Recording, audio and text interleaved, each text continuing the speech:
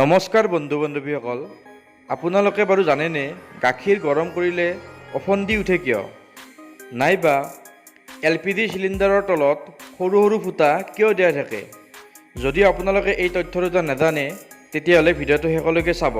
তাৰপিছত গম পাব যে গাখীৰ গৰম কৰিলে উফন্দি উঠে কিয়, নাইবা LPG চিলিণ্ডাৰৰ তলত সৰু সৰু ফুটা কিয় দিয়া থাকে। গতিকে বলক আমি এতিয়া ভিডিঅ'টো আৰম্ভ কৰোঁ। 1 নম্বৰত আছে গাখীৰ গৰম কৰিলে উফন্দি উঠে কিয়? গাখীৰত কলায়েড নামৰ এবিধ আঠাজাতীয় ৰাসায়নিক পদাৰ্থৰ লগতে প্ৰ'টিন, চৰ্বি আৰু চেনি থাকে। গাখীৰ গৰম কৰিলে প্ৰ'টিন আৰু চৰ্বিখিনি গাখীৰৰ জুলীয়া অংশৰ পৰা পৃথক হয়। ইহঁত গাখীৰতকৈ পাতল হোৱা বাবে এইবোৰ চামনিৰ আকাৰত গাখীৰৰ ওপৰত ভাহি উঠে।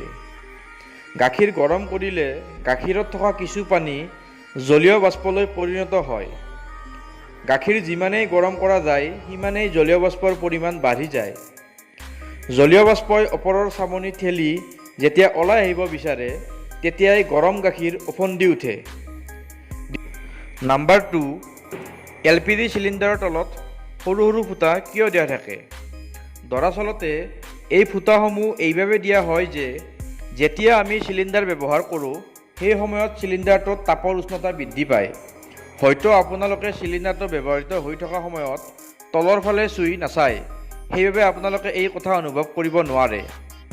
যদি ইয়াৰ উষ্ণতা অধিক বৃদ্ধি হয় তেতিয়া কি হ'ব পাৰে আমি নিশ্চয় সকলোৱে জানো, অৰ্থাৎ বিস্ফোৰণ হ'ব পাৰে। গতিকে চিলিণ্ডাৰটো তলৰ ফালে এইভাৱে ফুটা দিয়া হয় যাতে সেই ফুটাসমূহৰ মাজে মাজে গৰম তাপ বাহিৰ হৈ যায় আৰু চিলিণ্ডাৰটো ফুটাসমূহৰ দ্বাৰা বায়ু প্ৰৱেশ কৰি ঠাণ্ডা কৰি ৰাখে। এইভাৱে চিলিণ্ডাৰৰ তলত ফুটাসমূহ দিয়া হয়। গতিকে ফ্ৰেণ্ডছ, এই তথ্যটো জানি আপোনালোকক হয়তো নিশ্চয় ভাল পাইছে। যদি ভাল পাইছে ভিডিঅ'টো লাইক, কমেণ্ট আৰু ছাবস্ক্ৰাইব কৰিব নাপাহৰিব। ধন্যবাদ। জয় অসম।